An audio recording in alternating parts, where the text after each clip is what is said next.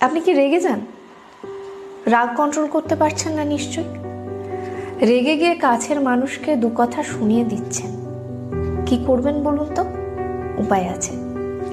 জানি রেগে গেলে আমাদের মাথা ঠিক থাকে না, তবুও আমরা মানুষ, বিচার বুদ্ধির দিক থেকে শ্রেষ্ঠ প্রাণী, তাই আপনি সব পারেন। 4টে উপায় শুধু মেনে চলুন। প্রথমত, রাগ হলে কিছুক্ষণ অপেক্ষা করুন, যেটাকে বলে ওয়েট। দ্বিতীয়ত, রাগের মাথায় কোনো কথা বলবেন না, সাইলেন্ট থাকুন। তৃতীয়ত, রেগে গিয়ে নিজের ক্ষতি করবেন না বা সন্তানদের উপর চিৎকার করবেন না। চতুর্থত, একটা কথা মাথার মধ্যে ভাবতে থাকুন, শান্তি শান্তি, তারপর কথা বলুন।